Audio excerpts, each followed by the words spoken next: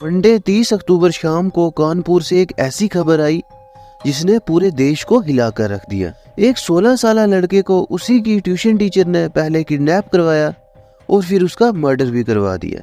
आखिर पूरा माजरा क्या है और उसने ऐसा क्यों किया, आइए डिटेल में सुनते हैं। कुशाग्र कानपुर के एक बिजनेसमैन मनीष कनोडिया का बेटा था। 13 अक्टूबर को कुशाग्र का बर्थडे था और वो 16 साल का भी हो गया था। केस शुरू होता है 30 अक्टूबर से। कुशाग्र मंडे शाम को कोचिंग सेंटर गया और पेरेंट्स के मुताबिक वो 7 बजे घर पहुंच जाना चाहिए था, पर आज वो 7 बजे घर नहीं पहुंचा। जब उसकी मां ने उसे कॉल की तो उसका फोन स्विच ऑफ आ रहा था। उसके कुछ दोस्तों से पता किया तो पता लगा कि वो वक्त पर ही कोचिंग सेंटर से निकल गया था। ये सब होने के बाद मां ने उसके पापा को बताया तो उसके पापा ने कहा कि थोड़ा वेट कर लो, कहीं इधर उधर ना चला गया हो। अब तक रात के 8 बज चुके थे पर अभी तक बच्चे की कोई खबर नहीं थी। माँ बार बार दरवाजे पर जाकर बच्चे का रास्ता तक रही थी कि कहीं से दिख जाए कि बच्चा आ रहा है, पर अफसोस अभी तक बच्चे की कोई खबर नहीं थी। माँ बार बार दरवाजे की तरफ जा ही रही थी कि अचानक 8-10 के आसपास एक कागज का टुकड़ा उनके आंगन में आ गिरा। ऐसा लग रहा था जैसे बाहर से किसी ने ये फेंका हो। माँ को कुछ और सूझा नहीं और उसने वो कागज का टुकड़ा उठा लिया और उसे खोला। जैसा ही माँ ने वो कागज का टुकड़ा खोला तो उसमें कुछ ऐसा लिखा था जिसे पढ़ते ही माँ के पैरों तले जमीन खिसक गई। इस कागज पर लिखा था कि उनका बच्चा किडनैप हो गया है और भी कुछ डिटेल्स लिखी थी। लेटर्स के एग्जैक्ट वर्ड्स मैं आपको पढ़ के सुनाता हूँ। मैं नहीं चाहता कि आपका त्योहार बर्बाद हो। आप मेरे हाथ में पैसे रखो और 1 घंटे में लड़का आपके पास होगा। अल्लाह अकबर। इस लड़के की गाड़ी और उसका मोबाइल दोनों आपके घर के पास होटल दी सिटी क्लब के पास खड़ी है। मैं आपका नुकसान नहीं चाहता। आपसे बार बार बोल रहा हूँ कि घबराओ मत, अल्लाह पे भरोसा रखो। और इसकी दूसरी तरफ जो लिखा था वो मैं आपको शॉर्ट में बताता हूँ। पैसे का इंतजाम होते ही पूजन वाले झंडे घर के बाहर लगा देना। कोई भी होशियारी नहीं होनी चाहिए और अगर पुलिस को बताया तो अपने बच्चे की मौत के जिम्मेदार आप खुद होगे। जब 30 लाख रुपए का इंतजाम हो जाए तो रात 2 बजे पैसे लेकर कोका कोला चौराहे पर आ जाना और कोई भी होशियारी नहीं होनी चाहिए। मेरी नजर आपके घर पर ही होगी। अल्लाह अकबर। कुशाग्र की माँ ने फौरन उसके पापा को कॉल की और सब कुछ बताया। वो भी फौरन घर पहुंचे। लेटर को पढ़ के लग रहा था कि कोई मुस्लिम बंदा है या कोई टेररिस्ट ग्रुप भी हो सकता है।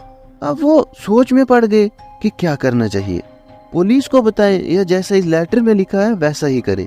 पर आखिरकार कुछ हिम्मत जुटाकर उन्होंने पुलिस को ही कॉल लगाई और सारा केस बताया। 8:30 के आसपास उन्होंने पुलिस को कॉल की और 15 मिनट के अंदर लोकल पुलिस उनके घर पहुंच गई और 9:30 बजे तक पुलिस के आला अधिकारी जैसे डीएसपी भी उनके घर पर पहुंच आए थे। जांच शुरू हुई। पुलिस ने माँ बाप से पूछताछ के बाद सीधा कोचिंग इंस्टीट्यूट का रुख किया और वहां से घर तक के सारे सीसीटीवी कैमरास खंगाले। सीसीटीवी से पता लगा कि कुशाग्र 4:15 पे कोचिंग से निकला और थोड़ा दूर निकलते ही उससे एक आदमी ने लिफ्ट मांगी और फिर वो हेलमेट पहनकर कुशाग्र के पीछे स्कूटी पर बैठ गया। रास्ते में पड़ने वाले एक सीसीटीवी कैमरा से पता लगा कि वो घर की तरफ आया ही नहीं, बल्कि कुशाग्र ने घर की दूसरी डायरेक्शन में स्कूटी घुमा ली और वो लिफ्ट लेने वाला इंसान भी उसके पीछे ही बैठा हुआ था। फिर एक और सीसीटीवी कैमरा से पता लगा कि 4:33 पर कुशाग्र ने एक और जगह स्कूटी रोकी और वहां से उस आदमी के साथ पैदल चल रहा था। फिर पैदल चलते चलते वो दोनों एक घर के अंदर चले गए और फिर उन्होंने उस घर का दरवाजा बंद कर दिया। इसके बाद सीधा 39 मिनट बाद 5:12 पर गेट खुला और दरवाजे से कुशाग्र बाहर नहीं आया, सिर्फ वो हेलमेट वाला इंसान ही बाहर आया। इसके बाद पुलिस ने होटल दी सिटी क्लब के सीसीटीवी कैमरास भी चेक किए तो पता लगा कि शाम 6:50 पर किसी ने कुशाग्र की स्कूटी वहां पर पार्क की थी। पुलिस ने कुशाग्र के घर के सीसीटीवी कैमरास भी चेक किए तो पता लगा कि 8:10 पे किसी ने वो कागज घर के अंदर फेंका था, पर उस इंसान ने भी हेलमेट पहना था इसलिए उसका पता नहीं लगा। पुलिस को ये पता लग गया था कि कुशाग्र कहाँ गया था, इसलिए पुलिस सीधा उसी घर पहुंची जहां कुशाग्र उस अजनबी के साथ गया था। पुलिस जैसा ही वहां पहुंची तो देखा कि दरवाजा बंद है। पुलिस ने पहले तो दरवाजा तोड़ा, पर दरवाजा तोड़ते ही पुलिस जैसा ही अंदर पहुंची तो अंदर के मंजर देखकर उनके होश उड़ गए। अंदर कुशाग्र फर्श पर पड़ा था। उसके हाथ पांव रस्सियों से बंधे थे और उसके गले में भी एक रस्सी बंधी थी। और जब उसकी सांसें चेक की गई तो पता लगा कि उसकी मौत हो चुकी है। अब सवाल ये था कि ये कौन है जिसने ये सब किया और इसके पीछे रीजन क्या है। पुलिस ने इन्वेस्टिगेशन जारी रखी। कुशागर की बॉडी को पोस्टमार्टम के लिए भेजा गया और उस घर के मालिक का पता लगाया गया। ये घर जहाँ कुशागर की लाश मिली थी, इसके मालिक का नाम था प्रभात शुक्ला। ये नाम जब कुशागर के पेरेंट्स ने सुना तो उन्होंने कहा कि हम इसे जानते हैं। दरअसल कुशागर ने 2019 से 21 तक एक मैडम से ट्यूशन ली थी जिसका नाम था रचिता, और ये प्रभात शुक्ला उसी का दोस्त था। सीधे अल्फाजों में कहिए तो रचिता का बॉयफ्रेंड था। रचिता से भले ही अब कुशागर ट्यूशन नहीं पढ़ता था, पर अभी भी वो उनके घर आती जाती रहती थी। पुलिस ने रचिता और प्रभात शुक्ला दोनों को हिरासत में लिया और पूछताछ शुरू की। कुछ वक्त बाद पुलिस को एक और नाम का पता चला जिसने उनके घर में लेटर फेंका था। इसका नाम था शिवा। पुलिस ने शिवा को भी हिरासत में लिया। पुलिस ने पूछताछ शुरू की। शुरुआती दौर में कोई भी अपना मुंह खोलने को राजी नहीं था, पर पुलिस ने जैसा ही सख्ती बढ़ाई तो प्रभात शुक्ला टूट गया और उसने सब कुछ सच सच पुलिस को बता दिया। अब उन्होंने ऐसा क्यों किया और कैसे इस प्लान को अंजाम दिया, आइए डिटेल में सुनते हैं। कहानी शुरू होती है कुशागर के बर्थडे से, यानी 13 अक्टूबर से। कुशागर के पेरेंट्स ने उसकी बर्थडे सेलिब्रेशन में रचिता को भी इनवाइट किया। कुशागर के पेरेंट्स को पता था कि रचिता अनाथ है, इसलिए भी वो उसका बहुत ख्याल रखते थे। वो रचिता से कहते थे कि जब भी तुम्हें हमारी जरूरत हो तो झिझकना मत, पुकार लेना। रचिता हिमाचल से आई थी और शुरू में वो प्रभात के घर में ही रेंट पर रहती थी। कुछ वक्त बाद उसने वहाँ से शिफ्ट कर लिया, वो नई जगह चली गई। पर अब तक रचिता और प्रभात में प्यार हो चुका था। वो दोनों शादी करना चाहते थे, पर क्योंकि प्रभात के पास भी कोई जॉब नहीं थी और रचिता भी ट्यूशन पढ़ाकर अपना गुजारा करती थी, इसलिए उनकी शादी दिन ब दिन डिले हो रही थी। खैर, रचिता को जब कुशागर के घर से इनविटेशन आया तो उसने प्रभात को भी अपने साथ चलने को कहा। वो दोनों कुशागर के घर पहुंचे।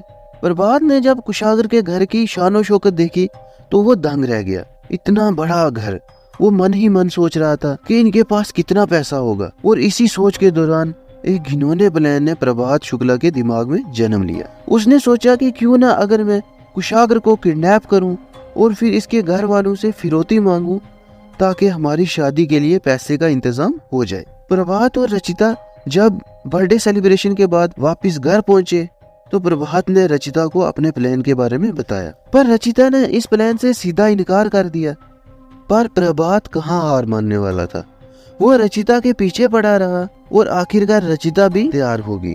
प्रभात ने रचिता को बताया कि हम उसे सिर्फ किडनैप करेंगे और जैसे ही उसके घर वाले हमें फिरौती की रकम दे देंगे तो हम उसे छोड़ देंगे। पर प्रभात ने जितना रचिता को बताया था ये सारा सच नहीं था। प्रभात के दिमाग में तो कुछ और ही प्लान चल रहा था। दरअसल प्रभात को शक था कि कुशागर और रचिता के बीच में कुछ चल रहा है, इसलिए वो कुशागर को रास्ते से हटाना चाहता था। उसने रचिता को बस किडनैपिंग के बारे में ही बताया था, पर वो तो कुशागर को जान से मार देना चाहता था। खैर, 14 अक्टूबर से ही उन्होंने प्लानिंग शुरू कर दी और इस प्लान में प्रभात ने अपने एक दोस्त को भी पैसे की लालच देकर शामिल किया जिसका नाम शिवा था, वही जिसने लेटर फेंका था।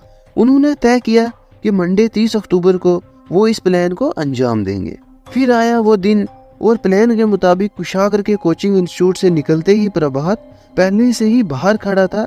फिर उसने कुशागर से लिफ्ट मांगी और क्योंकि कुशागर उसे पहले से जानता था इसलिए कुशागर ने प्रभात को लिफ्ट दे दी। फिर वही सब हुआ जो हमने आपको कहानी के शुरू में ही सुना दिया था। कुशागर ने प्रभात के घर की ओर स्कूटी घुमा ली। फिर प्रभात उसे अपने घर के अंदर ले गया और अपने प्लान को अंजाम दिया। उसका प्लान था कुशागर को जान से मार देना और उसने वही किया। 4:15 पर प्रभात कुशागर की स्कूटी पर बैठा। 4:33 पर वो दोनों प्रभात के घर के अंदर गए और 5:12 पर प्रभात अकेला घर से बाहर निकला। यानी 39 मिनट के वक्त में प्रभात शुक्ला ने इस वारदात को अंजाम दिया। फिर उसने शिवा को मैसेज किया और अंधेरा होते ही 8:10 पर शिवा ने कुशागर के घर में वो लेटर फेंका जिसमें फिरौती के बारे में लिखा था। पुलिस ने जब ये सारी बात कुशागर के पेरेंट्स को बताई तो उन्होंने यकीन करने से मना कर दिया। उनका कहना था कि रचिता हमारी बेटी जैसी है, वो ऐसा नहीं कर सकती। पर अब जो सच था वो तो प्रूफ के साथ सामने आ चुका था। खैर, अब वो तीनों पुलिस की कस्टडी में हैं और उन्हें क्या सजा होगी ये तो कोर्ट ही तय करेगा। आज की इस दुनिया में इंसान किसी पर भरोसा नहीं कर सकता, कुशागर के पेरेंट्स ने जिसको अपनी बेटी जैसा माना था, उसी ने उनके बेटे को उनसे आज दूर कर दिया है। और उन्होंने भी इस केस को घुमाने में कोई कमी नहीं छोड़ी थी। लेटर में बार बार अल्लाह अकबर लिखकर इसको डाइवर्ट करने की भी कोशिश की, पर पुलिस की इन्वेस्टिगेशन ने पर्दाफाश कर दिया और सारा सच सबके सामने आ गया। तो ये थी आज की कहानी। कैसी लगी कमेंट करके ज़रूर बताएं और ऐसे ही वीडियोस के लिए हमारा चैनल सब्सक्राइब करें।